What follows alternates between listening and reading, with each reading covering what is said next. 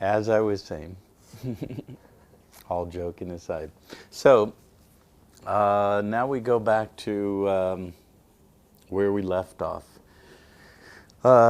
Some of you know this, many of you have inklings of it, some of you don't know this at all, so I'm going to briefly summarize.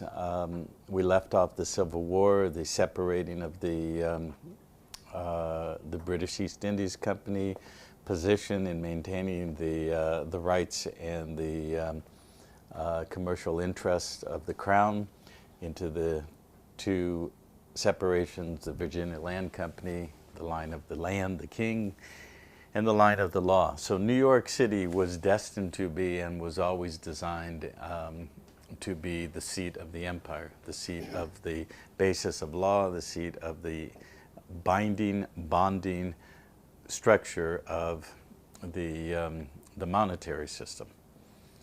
And so hence that separating to the northern aspect of it, the line of the priests, the control of the law, to the Hudson Bay Company. One of the things, very briefly, that I'll mention that this entails is the moving of what's called the law of the sea onto the land, okay, admiralty law. In admiralty law, the admiral is the unilateral authority. Nothing supersedes the admiral's law. It has to be that way. When you're on the sea, and of course, when he commissions a captain of a ship, then the captain carries the admiral's authority on that ship. You have to have it that way, otherwise you get what? The mutiny on the Bounty. Of course, you know, it's at a certain point when the overburden of the authorities dictates becomes abusive to those that are under it, we do have the right to reestablish our own authority, hence a mutiny. But by and large, the law of the sea is he who is in control of the ship is absolute in authority. Okay, you can't have two captains on a ship. You know, one says go left, one says go right, and the wave says, you know, one of you is wrong. You know, now, you know, the captain may be wrong too, but you know, you have to follow one authority. So the control of the vessel and the laws of admiralty are key amongst the laws of nations, but they belong to the law of the sea, and they belong to the laws of international relationships amongst the law of nations. They do not belong to the law of the land. The law of the land belongs to the people. And there's a long history of that, starting with the Magna Carta, which came out in 1215, which of course was signed by our friend King John, who 2 years previously just signed over, you know, his titles, lands, and hereditaments. So of course the Pope immediately said, after he signed the Magna Carta, you don't have the authority to do that, and said, you know, we're negating that. Later, a different Pope confirmed the validity of the Magna Carta. I think it was 1297, and I don't know the name of the Pope, but, and I'm not quite sure of the Latin exactly, but it's something like Cartum Confirmatum, something like that, confirming the letter or confirming the Carta, the Magna Carta.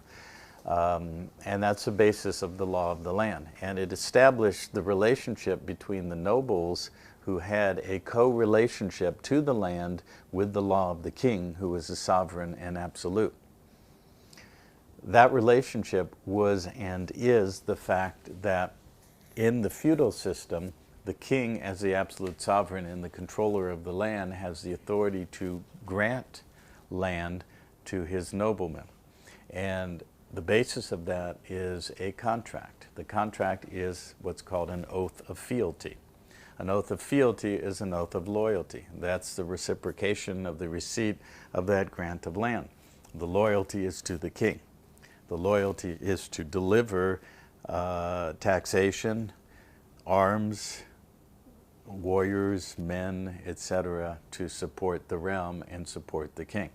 There has to be that bond of loyalty. As long as that bond of loyalty exists, then the grant of the lordship to holding the land is established and irrevocable. So there's where we get landlord, because the ultimate lord is the king, who says that he has authority under his crown or his coronation, which is putting the corona of the sun, which is controlled by the Sun King, or the vicar of Christ, the pontiff, who is the bridge to heaven, who is the Anunnaki, the bridge between Ki, earth, and Na, the bridge, Anu being heaven.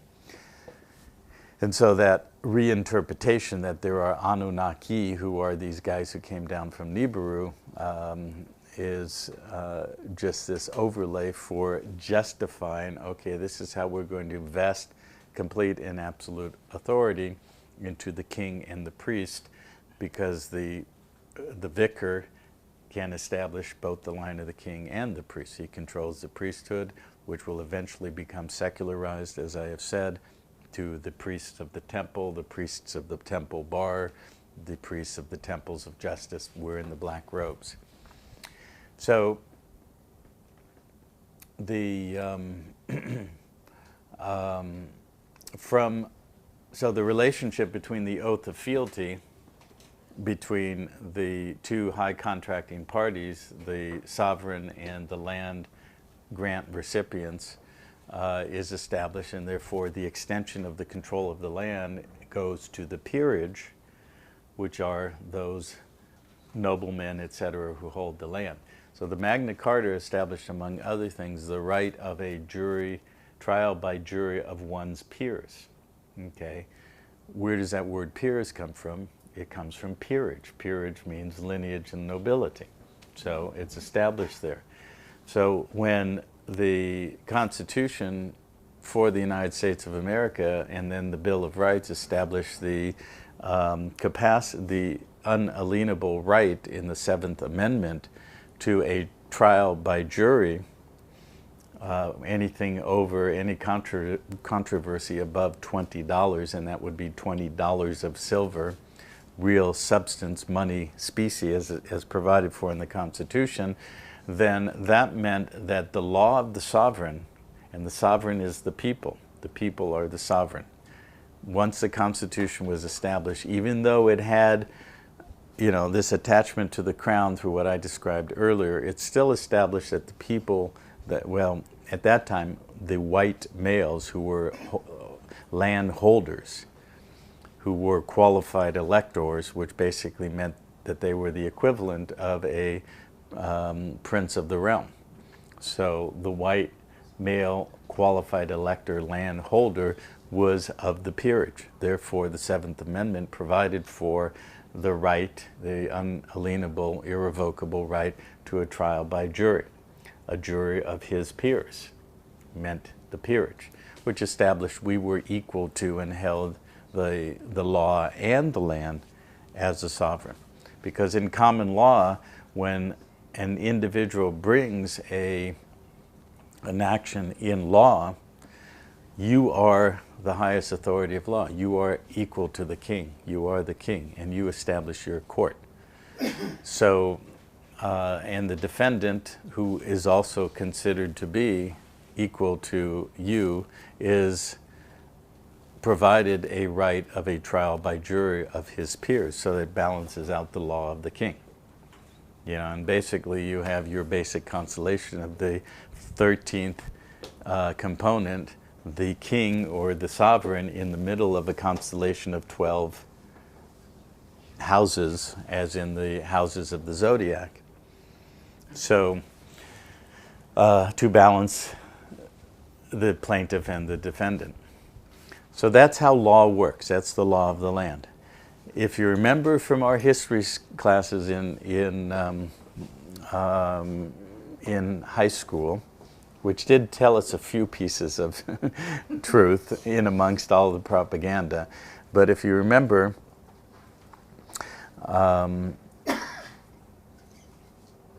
boy, that's funny. I just forgot what I was trying to tell you to remember.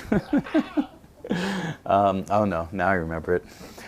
Now that I've remembered, if you will remember, it was discussed that one of the key issues of the Revolutionary War was that the king had established what was called vice admiralty courts. Anybody remember that?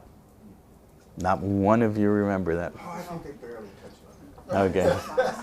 Well, they did.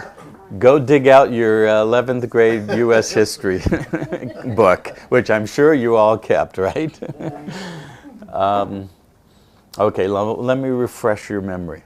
That was one of the issues, the establishment by the king of vice admiralty courts.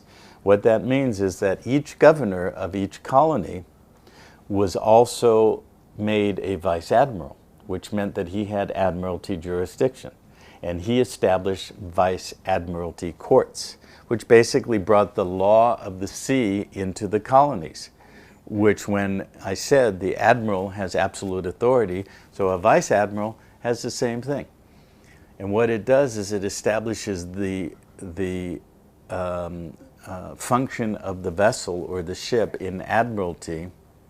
And here in this case, back then in the 1770s, the governor of the colony was an admiral or a vice admiral with the same authority. So when somebody was brought into a court of vice admiralty, the law of the land did not apply.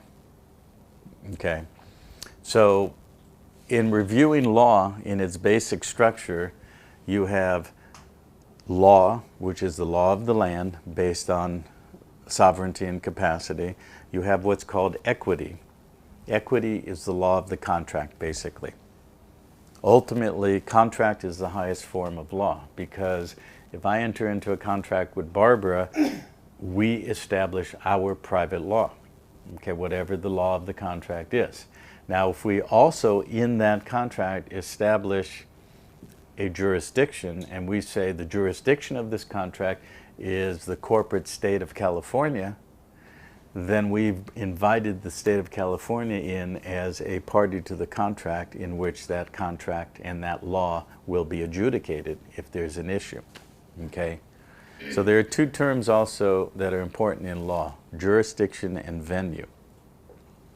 Venue is established by the people who are on the land in the local venue or local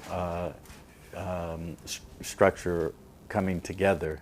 In the case of what we have now done in re-inhabiting the Republic, we have created local assemblies and local county settlements. So venue is established by where the jury is derived from or pulled from. So in other words, if we're operating in law and we pull the jury from those on the land in sovereign capacity in the Republic, then that establishes venue. And if we are also, by contract or otherwise, in the jurisdiction of the Republic of California versus the state of California as a capital letter, all capital letter corporate entity, that's where our jurisdiction is. So back to equity. Equity is the law of the contract. Then we have admiralty. Admiralty is the law of the sea, as I described. So the Revolution, among other things, expelled the concept of the vice admiralty courts. Well, the bankers and the Sabbatean trust of the 13 families and otherwise those to fulfill the template we've been talking about, it was their imperative that they bring the law of the sea back over the land and basically create a mirror reflection of reality. Everything you're dealing with, and when I say reality, let's just say the relative reality of how we are existing on this planet with law, land, and so forth. Because there's a deeper reality, we'll talk about that later in the afternoon. Okay, but so the mirror reflection is that we think we're in one area of reality and we're actually in another. So the magicians of the temples of justice are in their own secret society, playing the game of legal construction and operating in many ways to their advantage. And Now, this is not a class to go into extensive law and all of that. If this is of interest, true interest for you, and you want to understand what we're really doing in the Republic and understand how we have the capacity to return to the law of the land and truly have capacity to be self-directive in terms of law and land and so forth, and remove ourselves from the venue and jurisdiction of a master corporation. You want to tell us that? Yeah, we will get into that too. That's another, well, I'm only touching on it. What I'm saying is if that is of interest to you, then come on aboard and join the Republic and start learning, okay? Because that is part of the solution. That is a sort of socio-economic political solution. Okay. Later, I'll give you, for lack of a better term, the multidimensional spiritual solution. Great. Okay? Yes. But we're talking about socio-economic political structure now. But the key is, how do we remove the people from a sovereign capacity and put them back into a slave capacity under feudal serfdom, lord and vassal relationship? Because that's what basically the corporate statutory public system is. It's a feudal system. The serfs are lifted off the land. We are landless peasants. We do not own land, and we are under the dictates of the lord of the manor. Who is the lord of the manor? Well, just like in the nobility who sat on the top of the hill, the highest vantage point in any given location, where did they build the castles? And where was the lord of the manor? The landlord who controlled everything, and everybody was underneath at the highest point. We'll go to every city on this planet. What's the highest building? They're the banks, okay? Go to San Francisco, it's the Bank of America and the Transamerica building, you know. Transamerica building, which is shaped like a very large conical shape, like the Shem Mana, that conical shape of the mana that we talked about yesterday. But isn't that the case? In every city, big and small, the lord of the manor overlording all of the serfs who are landless peasants are the banks, right? Any objection to that? No, I mean, yes, we have. Way up, all the biggest buildings were there. Yeah. I mean, yes, I have an objection to that fact, but Yes. no objection to the fact that it is a fact. Okay. So, so how did that get turned around?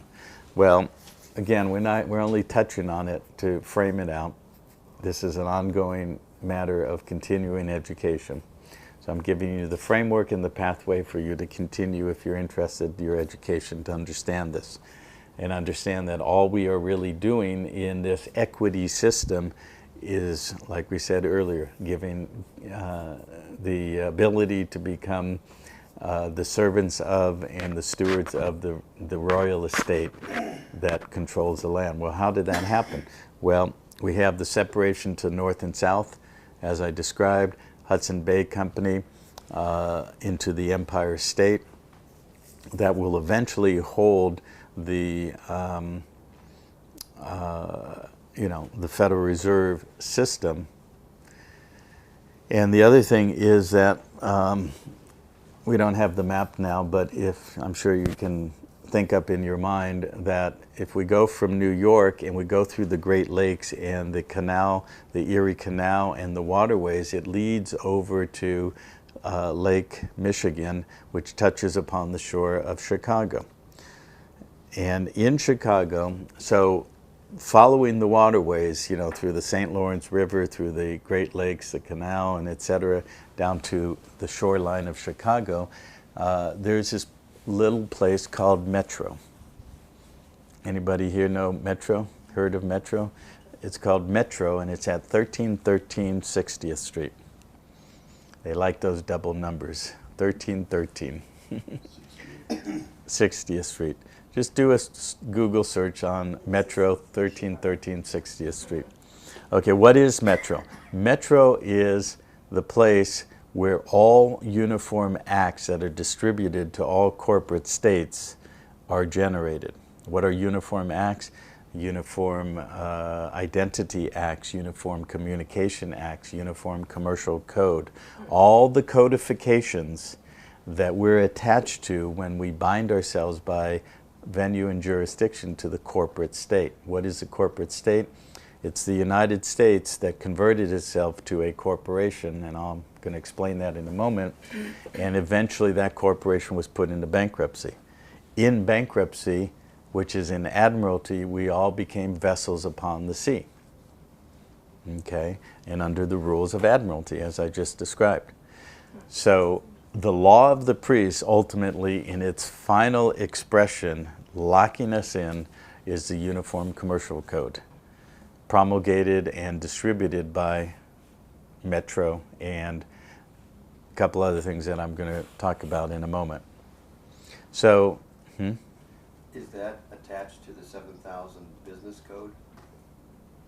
well, it's attached to all codes, okay? All codes and all statutes. Every state has what's called revised statutes or some variation on that expression.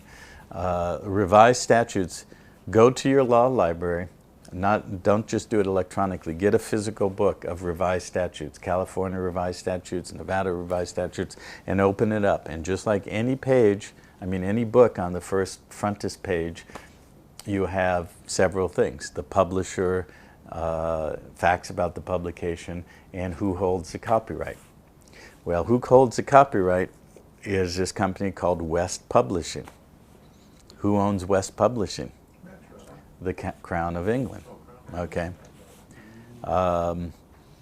There's this thing called the Companies Registry in England that it's very interesting.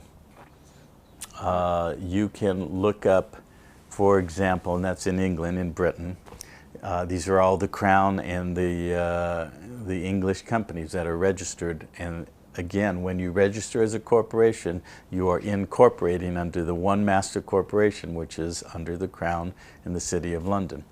The City of London is called the corporation. So there's only one corporation in the world, you know.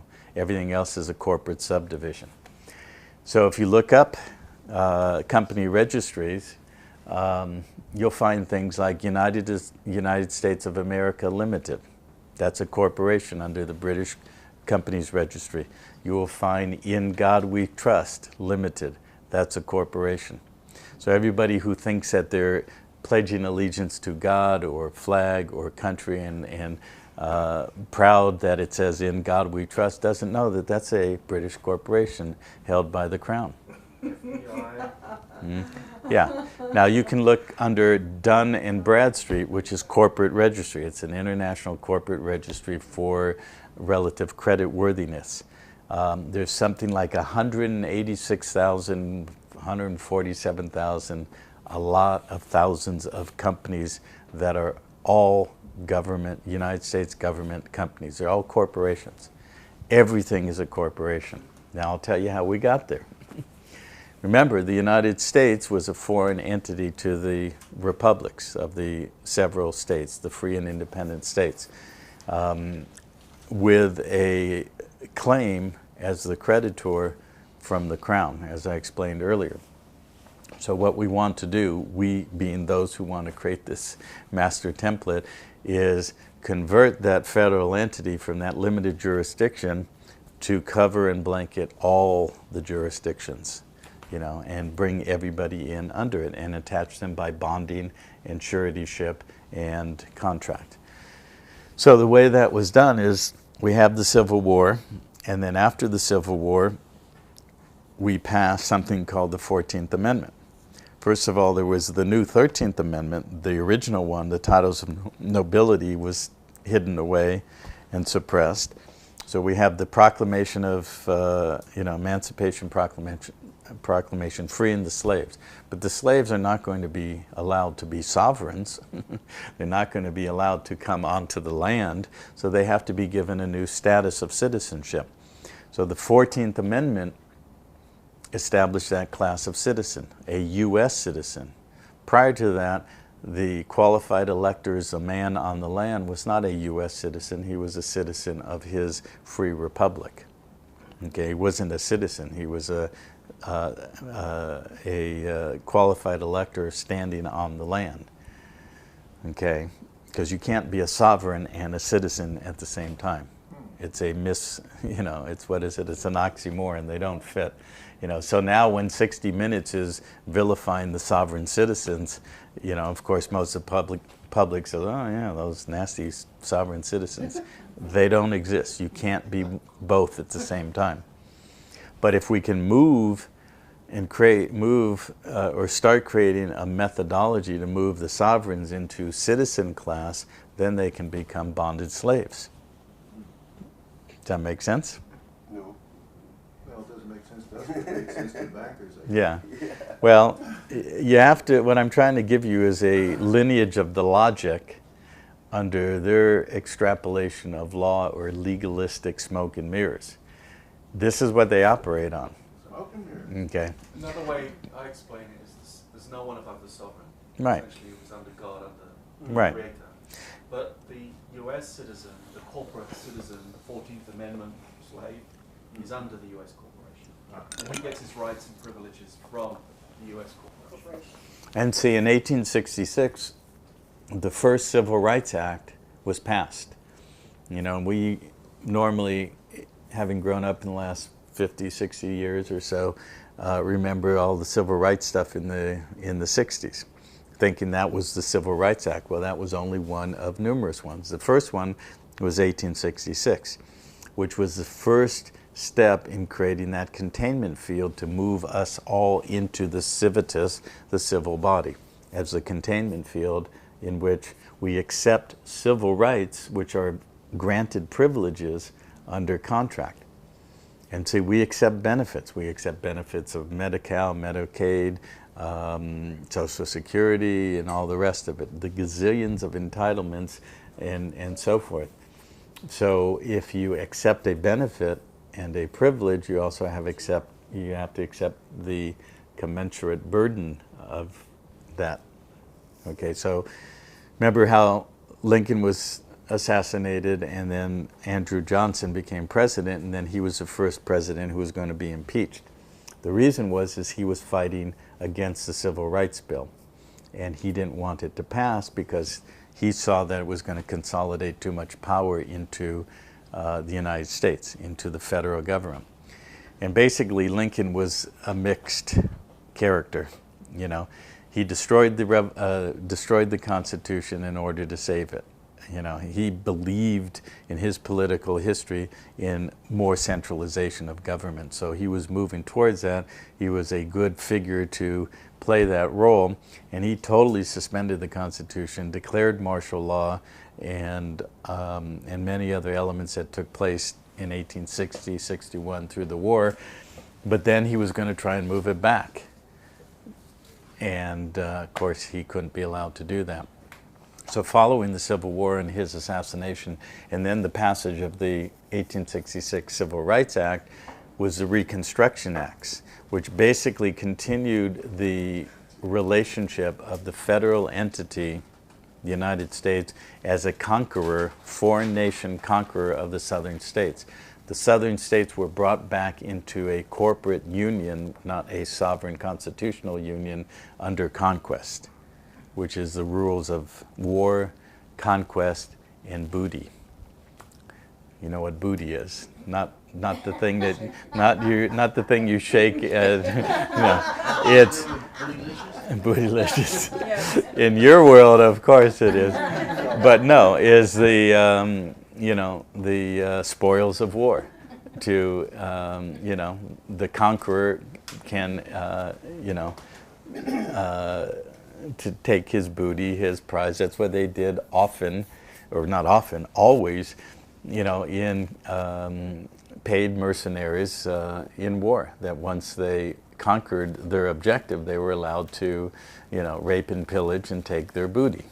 Okay, in two forms. Maybe that's where bootylicious comes from. How was your night, George? I was bootylicious. What'd you get? Well, I got, okay. So all this was being set up in the post-Civil War. So the southern states came in as conquered nations, And the slaves had to be put into a citizen class. So the 14th Amendment established a class of United States citizen, you know, and you should read that amendment many times over, and it talks about, or it states how, you know, any person. Now, what is a person? There was already movement towards establishing the definition of person as a corporation. What is a corporation? A corporation is something that is artificial or a fiction in law that operates under limited liability. In 1851, there was a passage of the Limited Liability Act. What is limited liability? It means that an individual man or woman, a living man or woman, can act as a officer, agent, representative, and so forth by being bonded for risk under things like errors and omissions and risk insurance with limited liability. He does not have full commercial liability. So he can take a corporation and, like, you know, whichever one it was, Merck or Pfizer, invent Vioxx, for example, that they know volitionally and with full knowledge that it's going to kill so many people because their tests have proven it's going to kill so many people, but they do all these calculations. Okay, well, it costs us, you know, $1 billion to develop, and we can make $20 billion in gross revenue, and it'll kill so many people, and it will cost us $4 billion to get rid of the lawsuits. That's 4 plus 1, 5. We made 20, 15 profit. Good deal, you know. So that's just collateral damage, you know.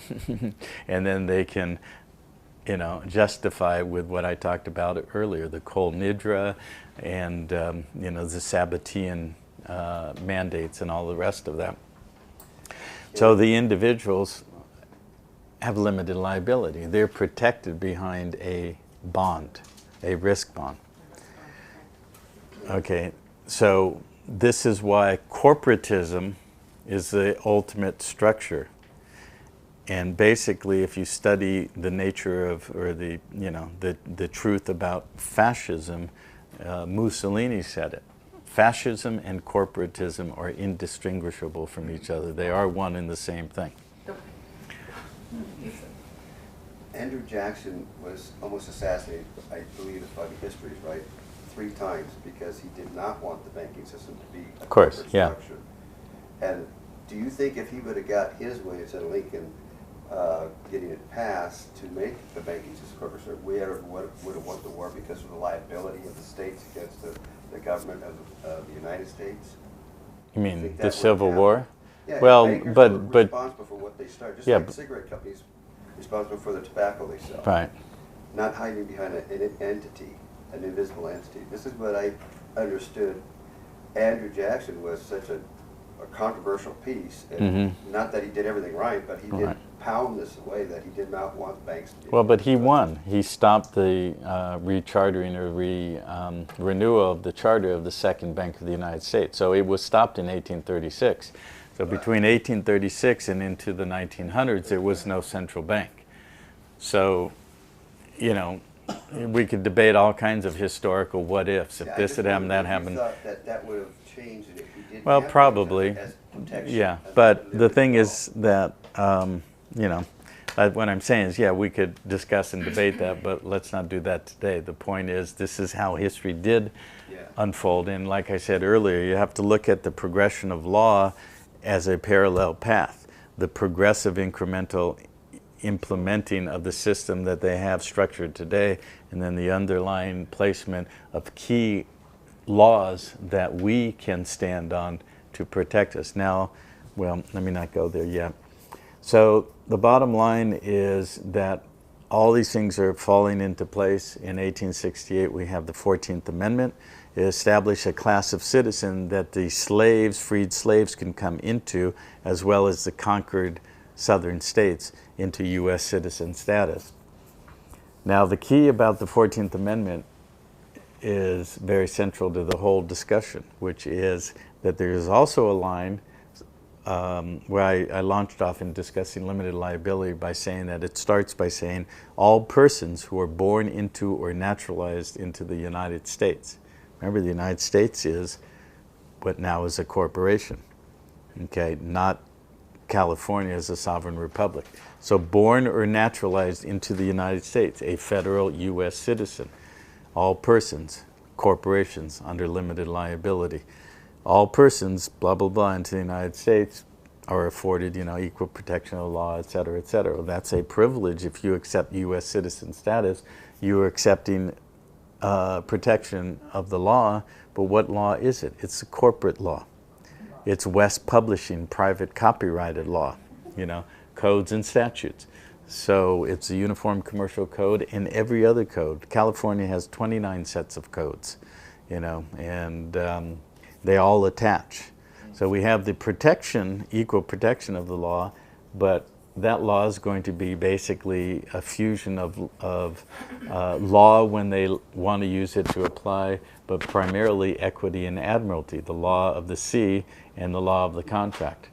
Why? Because we've entered into many, many contracts that bind us to the United States and all the obligations and burdens of that. Starting with the other point in the 14th Amendment that says no person or no citizen has the right to challenge the validity of the national debt. That makes equal to citizenship in the federal United States. It means equal to that is the inviolate, unchallengeable nature of the debt. So this is where we get attached to a bonded contract and the inability to challenge the debt. Okay. So it doesn't matter who is actually basically in power coming into. No, they're Tweedledee and Tweedledum. Okay. Oh my God. Right. So. This is all done through fraud, which we call Right. tacit agreement and adhesion contract. Right. So if we act on these contracts without timely objecting and or putting on the record in one form or another, then we're presumed to have assented or agreed to these contracts. Okay. But underlying it ultimately is what Paul just said, that it's all based on fraud. Why? Because it's lack of full disclosure and lack of meeting of the minds, which are two essential components of a valid contract. So, and there's 300 million of us and only a few thousand of them. But it's not going to take 300 million to shift it. We're in the process of that. But of course, like I said earlier, the more we stand in law, the more they're getting more lawless and all the rest of that. But the key is that they are irrevocably, they meaning an agent or an officer of the corporation. They are irrevocably, uncontestably, and unequivocally bound by the limitations and the requirements of their codes and statutes. So the thing is that there are roughly, people estimate 60 million codes and statutes in the corporate United States. None of them apply to us if we sever the presumption and the relationship of those contracts. Okay, we'll get being the real person. Yeah, the real living man or the real living woman. So we'll get to that a little later. But laying the structure and the framework, and keep in mind that this is the sort of the crescendo of the bringing together of everything we've talked about, because the United States is the third piece in the tripartite triple crown of the three states, controlling the three bodies, the physical, emotional, and mental, through the canon law, kingdom law, and commercial law.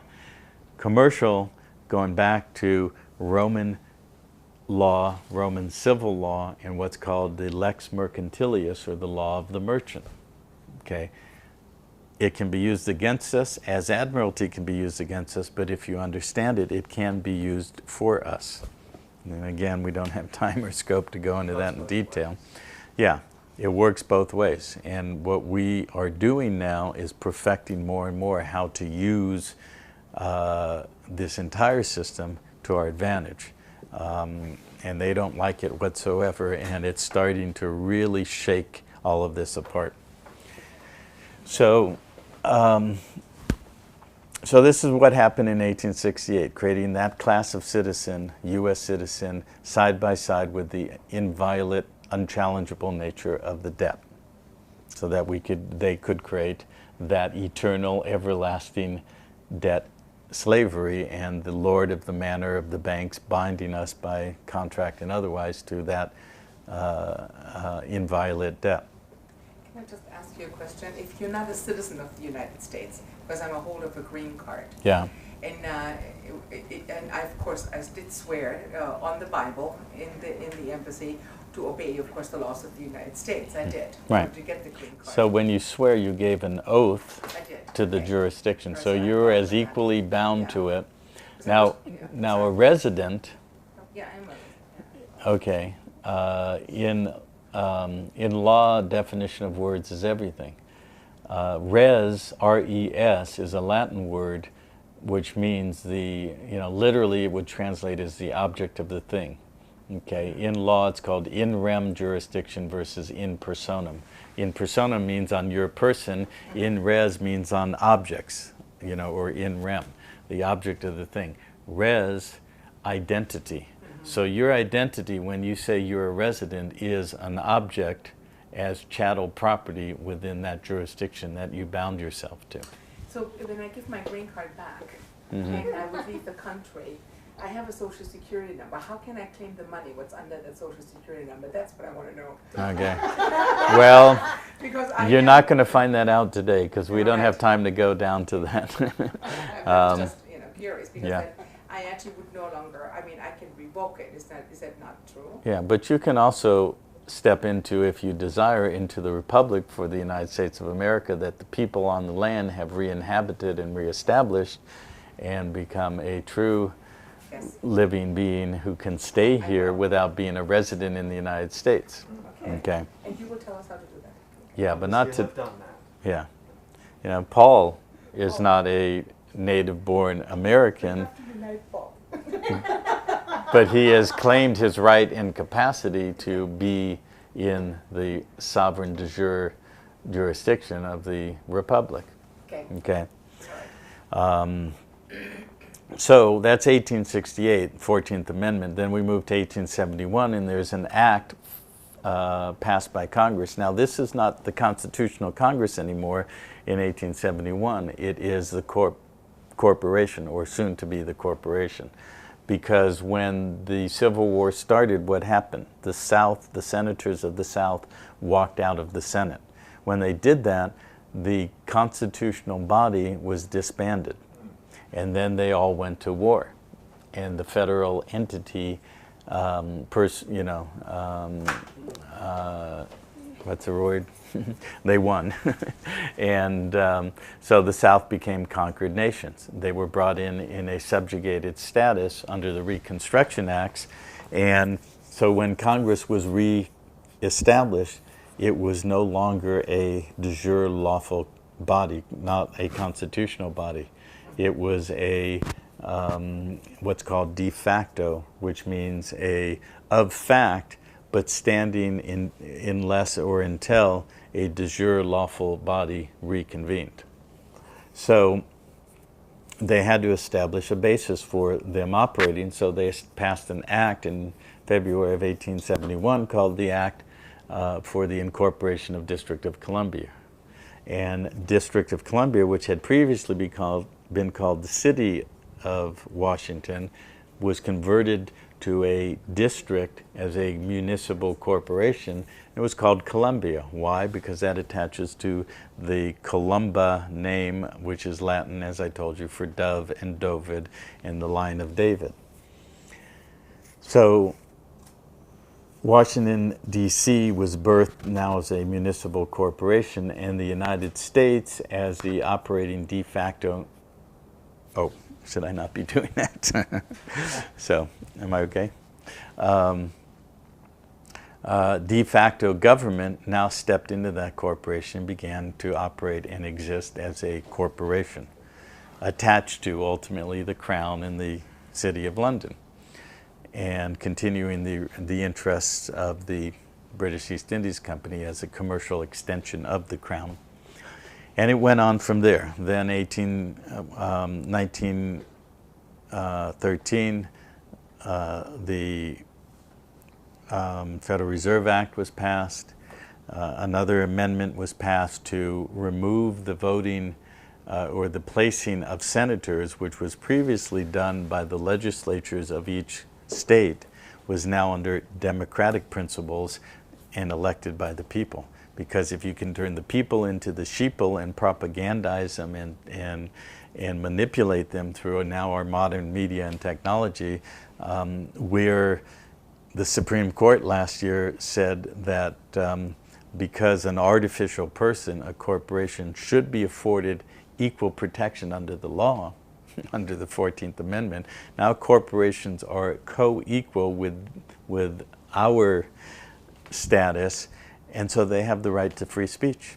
So they can spend unlimited money now in influencing the sheeple and the propagandized, mind-controlled population into voting democratically for whomever they're going to be told to vote for.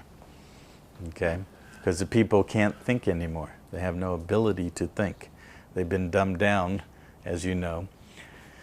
So the other thing that started happening in the 1890s was the infiltration from a lot of very specific people. Who were those people? They were part of those 13 families under the Sabbatean Trust, such as the Kuhns, the Lows, the Warburgs, and so forth, who started infiltrating from Germany, basically, to fulfill Otto the Great's part of the bargain to take over. They did this consciously. They were consciously aware. Absolutely, they were planning this and organizing this for hundreds of years. It was, you know, they came out with the Protocols of Zion in the late 1800s. The Zionist movement was established in the 1800s. I mean, the late 1800s, like 1890. The first Zionist Congress was 1896. Okay, organized by the House of Rothschild, to organize all of this for the return to that principle that I said earlier or yesterday was to bringing the two pillars together in that place of Israel, the solar, lunar, stellar cult under the cult of Atan, at that base, at the 33 degree crossing point, which energetically and spherically on the globe has powers and principles, also being the end point of that split in the root chakra and the rift of Africa, as I talked about yesterday, energetically. It's all outpicturing of who we are. If you want to know who you are, we are collectively, look at the state of this world. We have created it. We are split and fragmented, and our root chakras have a big rift in it, and we're schizophrenic and we're polarized, and we have accepted and allowed everything. Okay, that's the bad news in a sense, but the good news is if we created it, we can uncreate it and recreate it the way we want it, which is where the spiritual aspect of the inner work is going to come into play. Because at this point, we have to deal with ourselves, you know, and stop projecting outside of ourselves that there's an outside enemy, you know, and we will get to that in a little bit. Multidimensional spiritual solution. Right, exactly. Ken, just a word on how we've been governed. I mean, the emergency war powers. We are, okay, yeah. But let me finish this about Zionism. So in the 1890s, the first Congress of the Zionist movement was established, and they laid out exactly what they were going to do in keeping with and in alignment with the 3 world wars scenario set out by Albert Pike, and how the World War II would achieve the ability to move and establish the state of Israel. I mean, that was set in place out of World War I, something called the Balfour Declaration, which established the right to reestablish the state of Israel. It was all established or pushed by the House of Rothschild and them fulfilling through the 13 families the Sabbatean mandate. So, among other things, then in the 1890s, you have the infiltration of what was the foundation of the modern, so-called modern United States education system. You know, mandatory public education, you know, which was going to truncate the capacity to think and dumb us down. You know, if you want to give yourself a little test, do a Google on 1890s 8th grade graduation exam, Yeah. Have you seen that? No, but I can imagine. Okay. I can imagine. Well, it's online, and you just do a Google search. 1890 or 1890s 8th grade graduation exam. Remember how we grew up hearing the thing, the phrase, "Oh, he only has an 8th grade education"? That's because if you got through 8th grade in the 1800s, you were quite well educated. That exam is only 2 pages, and as educated as I am, I would probably have failed it, because it goes into extensive detail of you know, how law and social governance and civics and all kinds of things were structured, and people were very well educated with an 8th grade education. Well, Way more. The belief that a 12-year-old could actually have the capacity to understand that. Well, yeah. It's different now. We baby our children. And Well, yeah, and that's, you know, it's social educational engineering. Well, it came in as a purposeful construct in the 1890s as an import from Germany, okay? Design of how to break down the mind, or the capacity to really think. Children are not taught how to think. They're taught how to do things by rote, to get the bennies of trying to be on the top end of the bell curve so that they can climb up the corporate ladder and get the higher bennies, okay?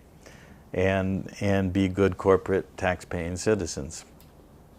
Now, I don't know if this is something that someone for the good is doing, but in the California educational system, I think it's across the country. I have some relatives that are teachers in that system, and they're about to change the way we do exit exams for high school students now, which is kind of that, what you're talking about, where forever it's been multiple choice questions. They're now going to be essay written questions. The teachers are in panic mode. Yeah, because they know most people can't pass it. But it's kind of like putting a Band-Aid on, you know, when you got walked over by a chainsaw, you know. Yeah. But that doesn't mean we can't start where we're at and start re-educating. That's part of the agenda of the Republic, is to start building real education. All this knowledge that I have, that it took me 40 years to build, we can put into educational models that a 10-year-old can be as knowledgeable about all this as I am, okay?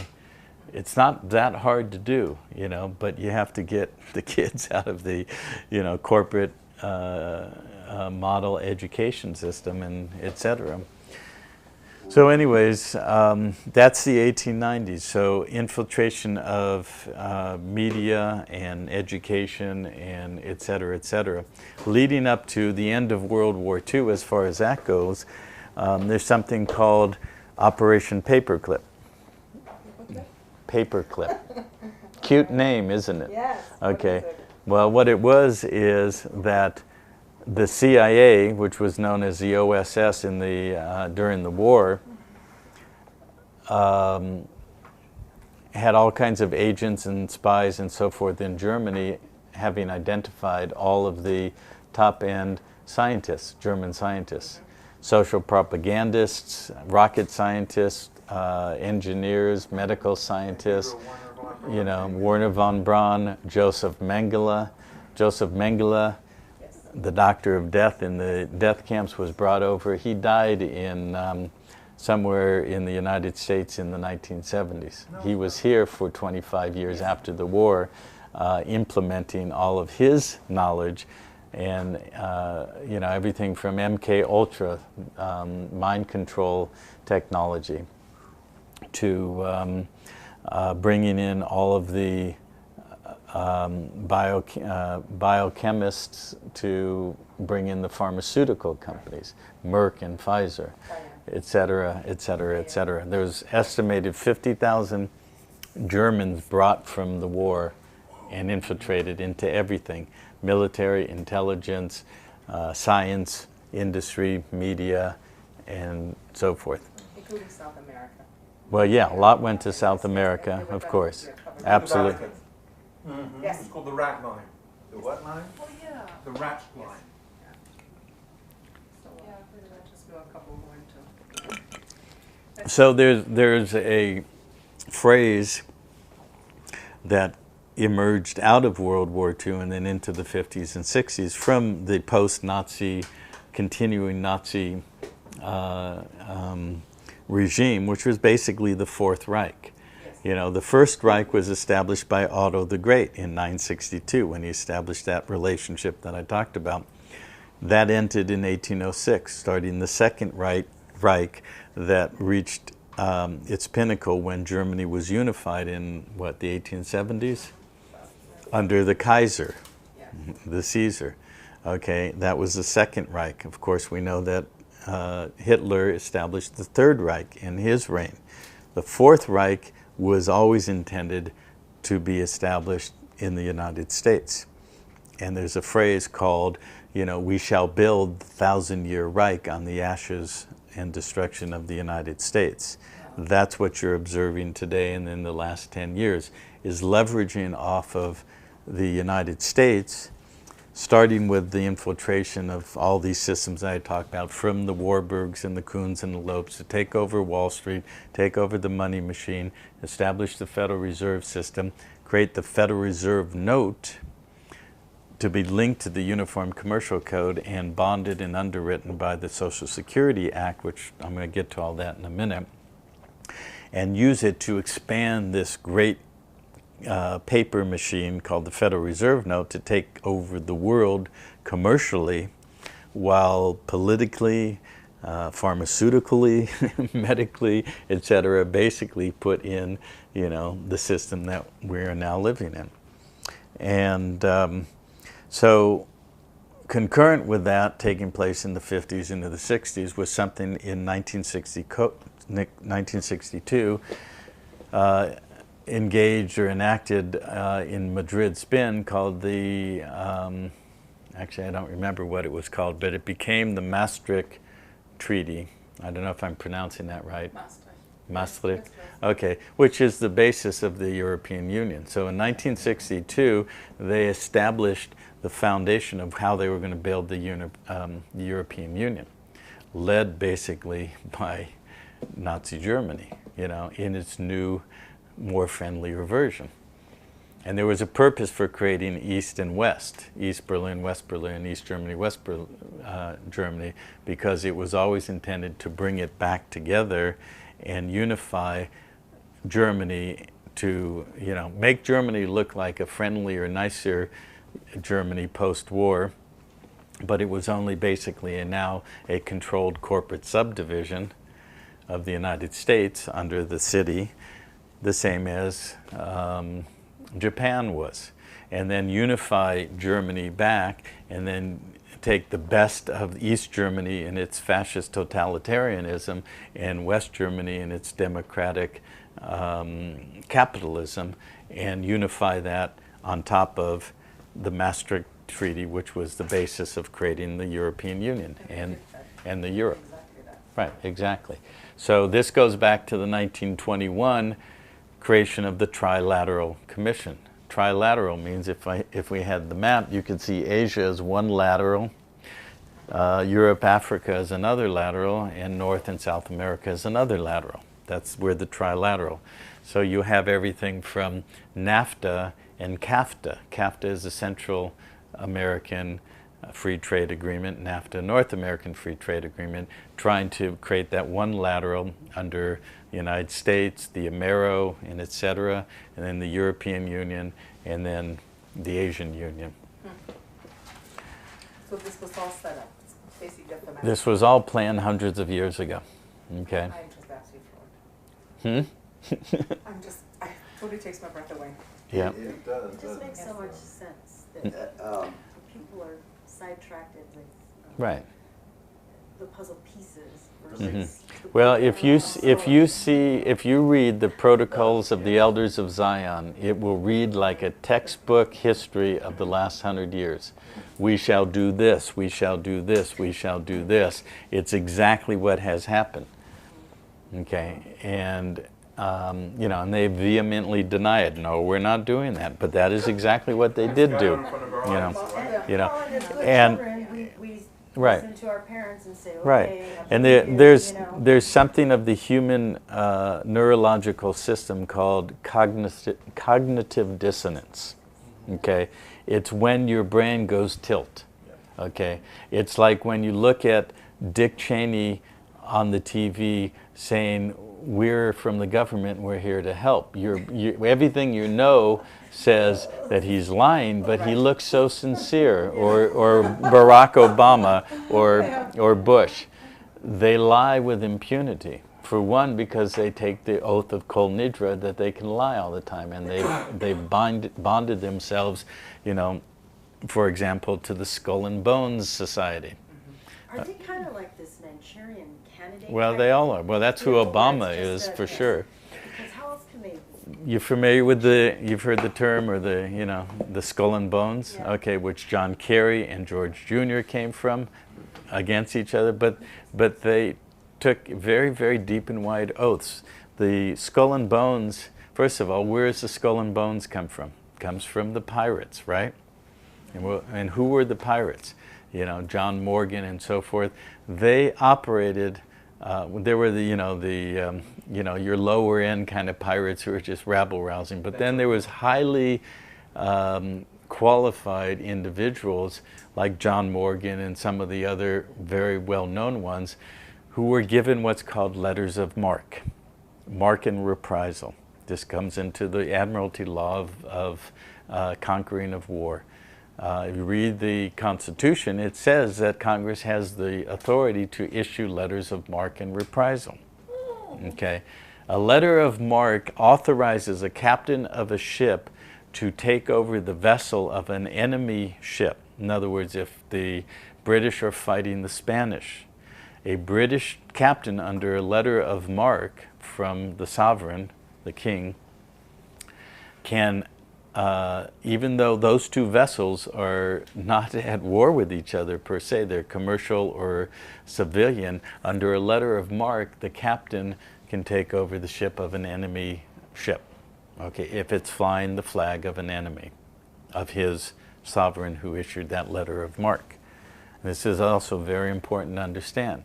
Why? Because I'll get to a little bit later how when the corporation went into bankruptcy and everything was brought under it as a sub-corporation, including, you've all heard of the straw man, right?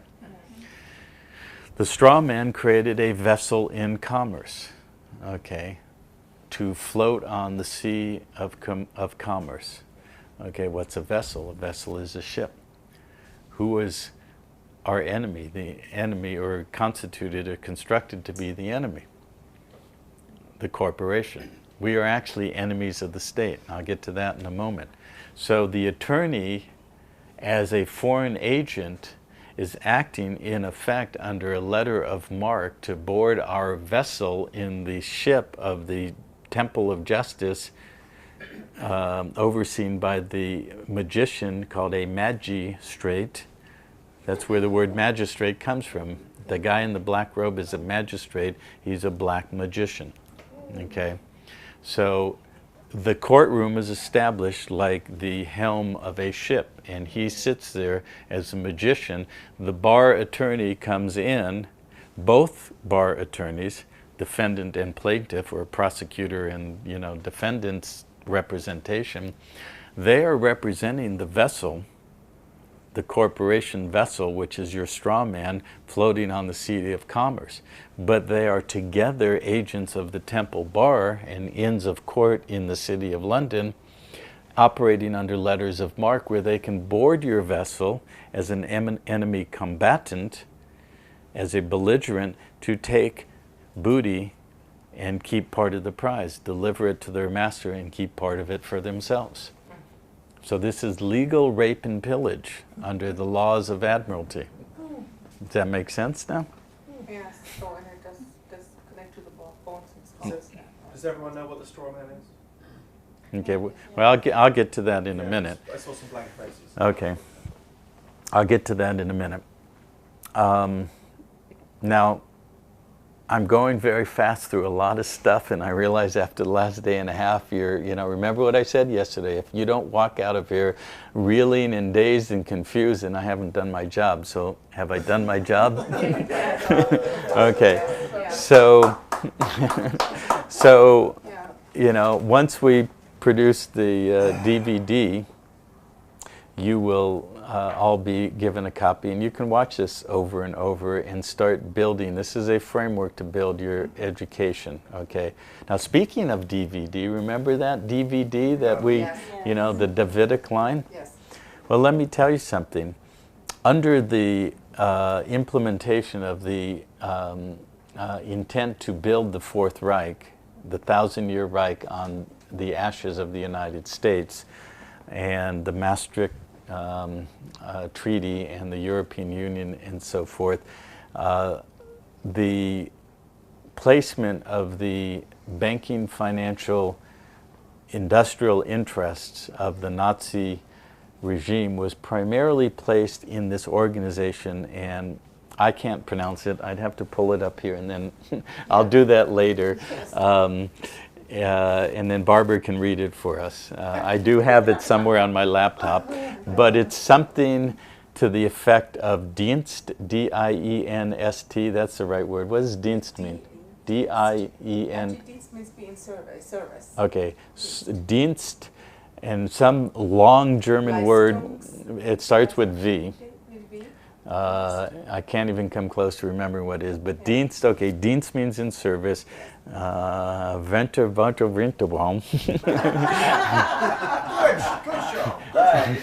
So we'll get Barbara, I'll find it, she can translate it later.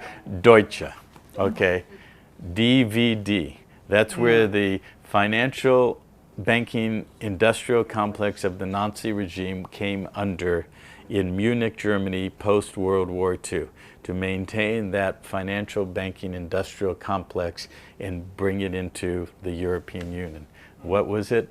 DVD, the artificial political organization of the Davidic line. Then we have the Merovingians with the Davidic line, as I described yesterday, coming into ultimately one of those two pillars under Germanic, structure, as I've described, under the DVD.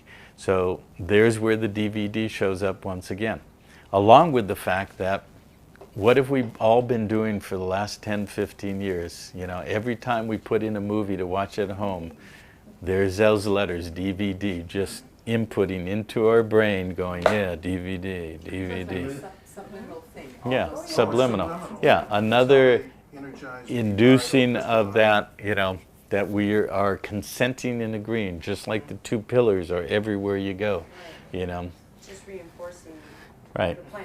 Right. Another way to have your decoder ring. In fact, on the TV that my wife and I inherited from a friend a few years ago was an older version from the 1990s.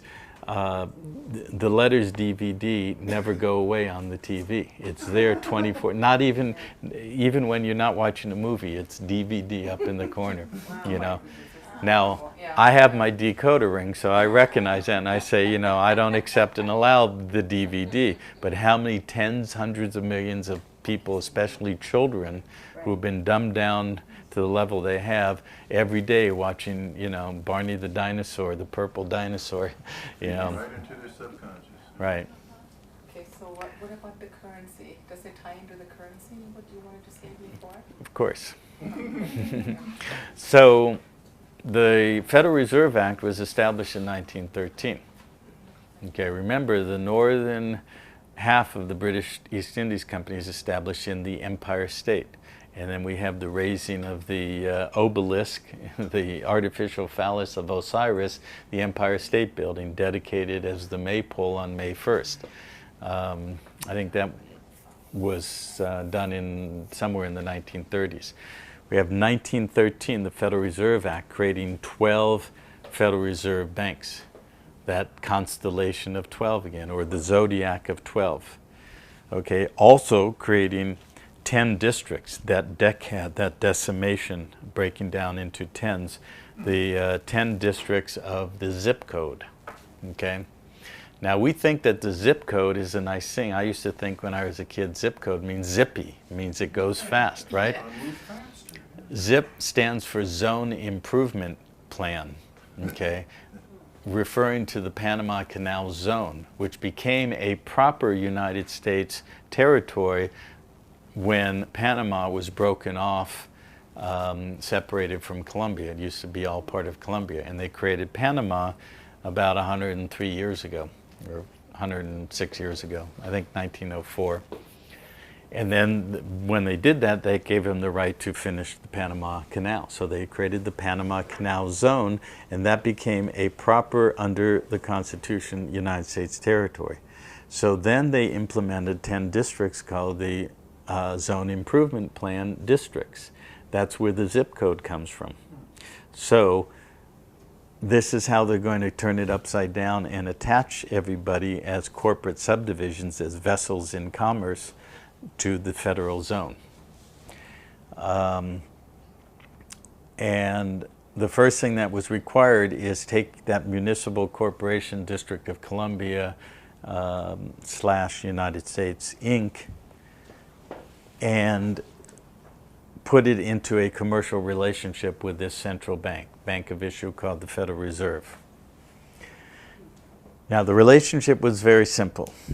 Federal Reserve issued Federal Reserve notes, which were interbank notes that the United States accepted as commercial paper to expand the money supply and distribute in, in banking and commerce. What they pledged was the gold that the United States held. Long story made short, they expanded the bubble, the 1920s. Remember the roaring 20s? Everybody was jitterbugging and having a blast. And they also introduced the G-men, to fight prohibition. As David Icke has brought out, problem, reaction, solution. Okay, we've created prohibition. Now we have the mob and all the bootleggers and stuff. Now we have to build up the FBI to fight that. Then when we're done creating that, we'll get rid of the prohibition. And conveniently, when the United States was in prohibition, Canada was out of prohibition. When United States was out of prohibition, Canada was in prohibition. They did it on both sides of the fence. And so the Roaring Twenties expanded the money supply, and then they collapsed it. And that was the crash of '29, leading up to 1933. FDR took office in 1933, March 6th, and he redeclared something called the War Powers Act, which Paul wanted me to mention. So let's go back to 1860-61. Because constitutionally the president does not have the authority to declare war, that was a congressional power under Article 1, but Congress walked out, remember, so there's no constitutional body. So they did a false flag event, Fort Sumter, and said that the South fired on the North, where in actual fact the North fired on the fort. The South defended itself. They said, they fired on us, we'll declare war. But there was no constitutional body authorized to declare war, so Lincoln passed, or not passed, he just took upon himself emergency war powers. And by doing that, he put the United States into martial law. And martial law has stayed in place ever since then, although under technical rules, it went out of martial law into what's called martial rule, which means under martial authority ever since then, but not overt, military in the streets martial law until recently. I'll get to that in a minute. So the presidential war powers was established by Lincoln. In 1917, the other key thing was that, the United States was not at war. Europe was at war, fulfilling Albert Pike's recipe for World War I, and they needed the United States to go into war. So, of course, another false flag, they sunk the Lusitania and got the United States into the war. When that happened in 1917, Congress passed something called the Trading with the Enemy Act. And in that, they established who was an enemy, who was not, and who needed to be licensed to operate potentially in adherence to the Trading with the Enemy Act. And one of the things in that act was that it said that by what the definition of the enemy was excluded a U.S. citizen. Now remember who a U.S. citizen was. It was a 14th Amendment U.S. citizen. In 1933, when FDR took office, and if you did a Google search on FDR's first inauguration speech, you will see him saying, I am going to ask Congress to give me the war powers to fight this war against this economic enemy. And that was March 6th. March 9th, he declared an emergency and took upon himself the emergency war powers that have stayed in place ever since then. So there has been a declared state of war, first with that declaration of war against the economic necessities, and ever since, war on poverty, war on drugs. Now with 2001, 9/11, what did George Bush do? He said, we're declaring war on terrorism, which established, and then Cheney came out and said, we're going to be fighting this war for the entirety of all of your lifetimes. In other words, a state of perpetual war, fulfilling George Orwell's state of war. You know, training the population that war is good, war is peace, all the rest of it. And then defining in the Patriot Act the nature of a belligerent and an enemy combatant. Now what they do, what they have that's part of the Patriot Act and otherwise, is and then now they're getting it out through the media into the population psyche, paper terrorism. So that all of us who are using pieces of paper to actually require them to follow the law, their codes and statutes, can be characterized as paper terrorists. And they do use that, but they're also becoming more afraid of our knowledge and capacity to enforce the law. And if I hear the term paper terrorism, I just laugh at it and step right over it. I said, fine, you come after my paper and I will give you lots more of it, you know. But you can hear in how I talk, and if people who are knowledgeable enough when they're speaking for the Republic, I often will say, we are neutral, peaceful, and non-belligerent. Okay, and that's very important because in international law, there was a treaty signed in 1899 at The Hague amongst many nations that established the definition and the law of a belligerent. Okay, and so in 1933, when FDR declared a state of emergency and a state of war, he suspended, initiated a bank holiday, and among other things, Congress passed an amendment to the Trading with the Enemy Act. And the amendment said that it amended the definition of the enemy. And it's right there in that amendment, and basically it changed it from excluding citizens of the United States from enemy definition to including citizens. So they literally declared war against the U.S. citizen as an enemy combatant or a belligerent. So, you're not protected. Pardon? You're not protected then as a U.S. You're an enemy. You're an enemy, okay. For as long as you allow the presumption to identify you with equal to being a U.S. citizen, and that gets into what a straw man is and all of that, and I'll get to that in a minute. But let that sink in. The United States as a foreign power under the authority of the British East Indies Company as a commercial instrumentality of the Crown and the City of London and the Vatican in its own congressional act declared the United States citizen as an enemy.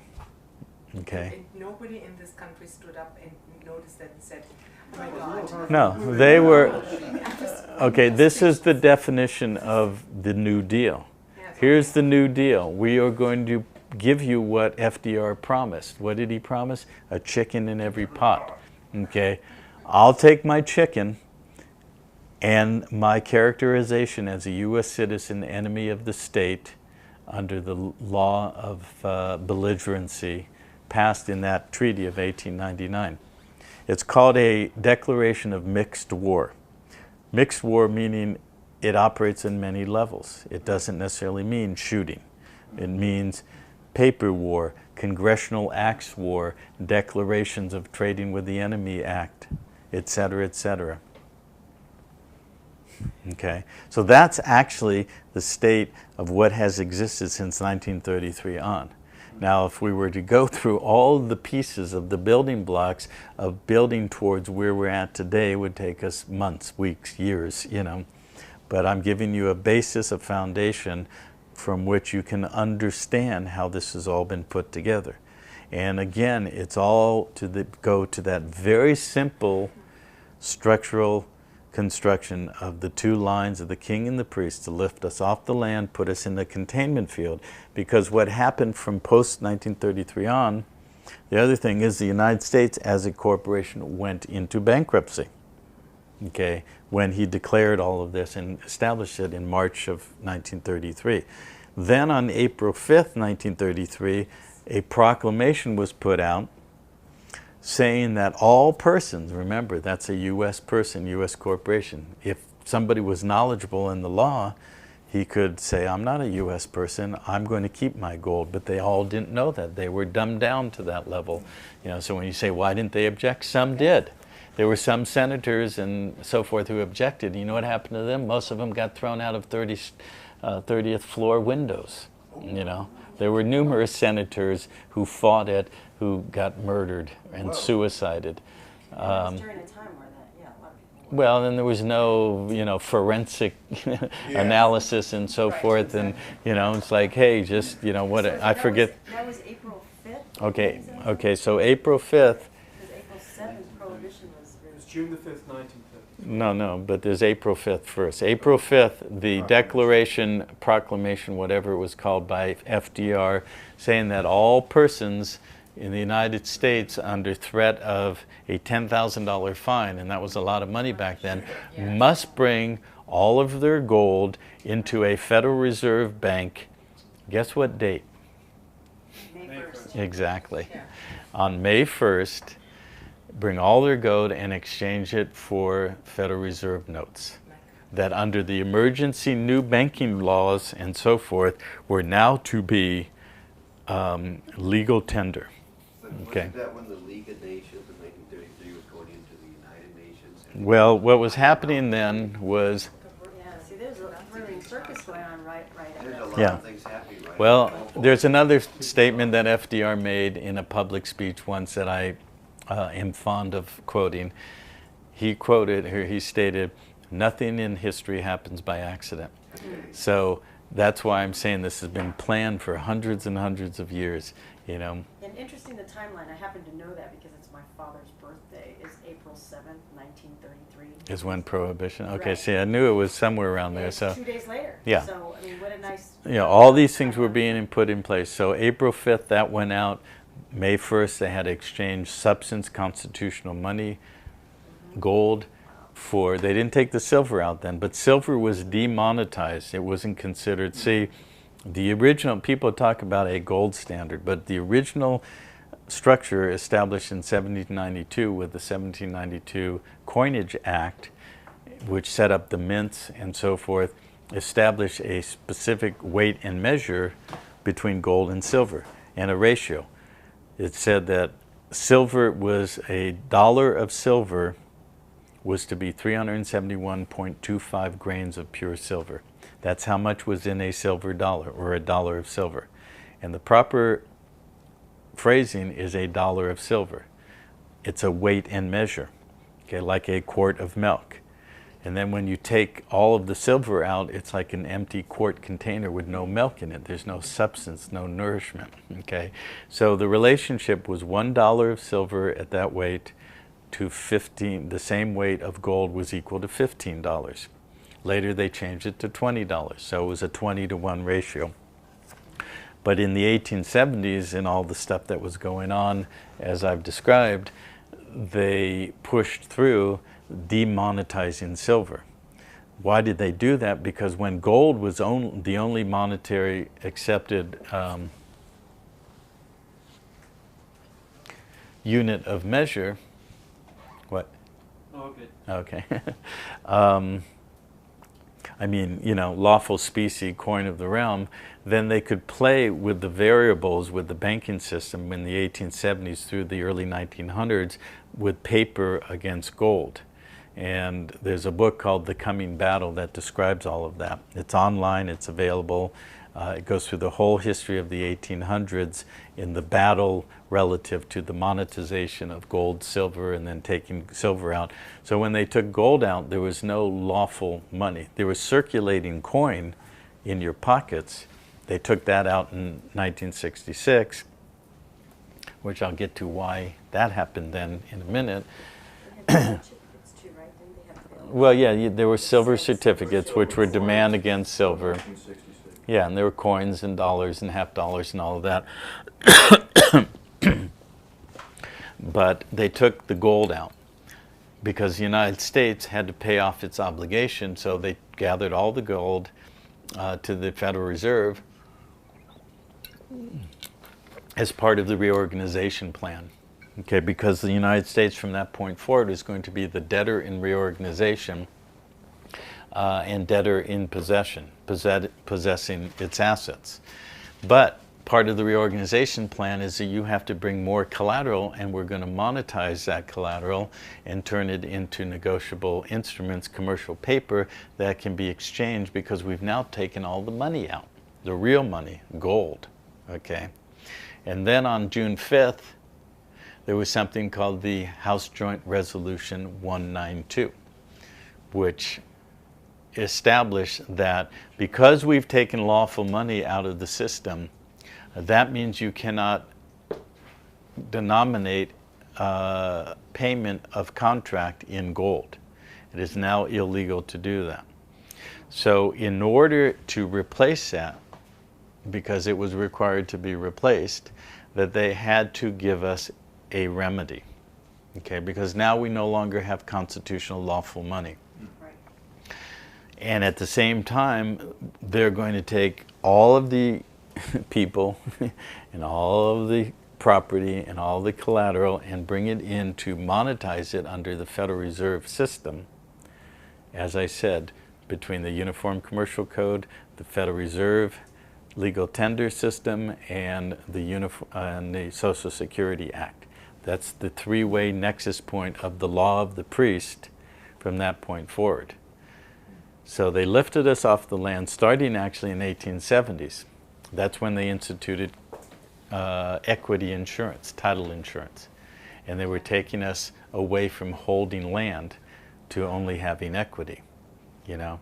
And eventually they would take all the equity out too, as we've observed recently. And that's a whole nother story that we don't have time for. But they passed new banking acts. They created what was called the Securities Exchange, the Securities Exchange Act, Securities Exchange Commission. Why the Securities Exchange? Because then they were going to create everything as a security.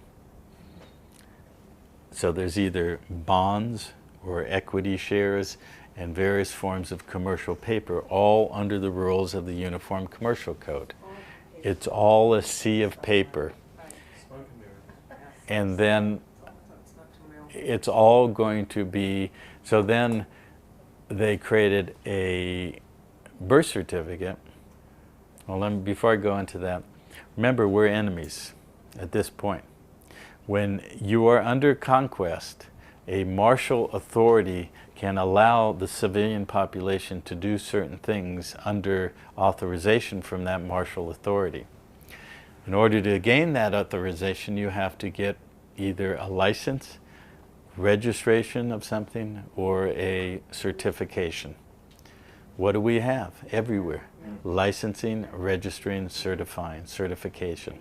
It is a privilege. They make it Right. very clear So to it's have a it. license or a certification or a registration that they can take away if you go out of the rules. What does that sound like? It sounds like following the law of the priest in the temple, and if you don't follow it, if you become a heretic, you are excommunicated.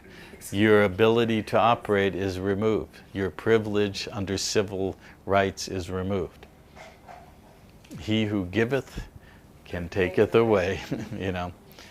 So we gave up our substantive unalienable rights for civil privileges and allowed ourselves to be licensed, registered, and, you know, now a baby is born, the baby is given a birth certificate to create the vessel in commerce. He or she is given a hepatitis B shot to start degrading the immunity of the physiology and the genetics. And he becomes another piece of inventory in this whole system of collateral registration. This is sure different than what they taught me in high school. So now, I would like my power back, to make it simple. I would like to do this, and I want to know how. Tell me. How am I going to do this? We have to unite. I want to know. We have to unite. Really, truly. Well, we are doing that. There's lots of us doing that. Yeah. Okay. We'll get to that later.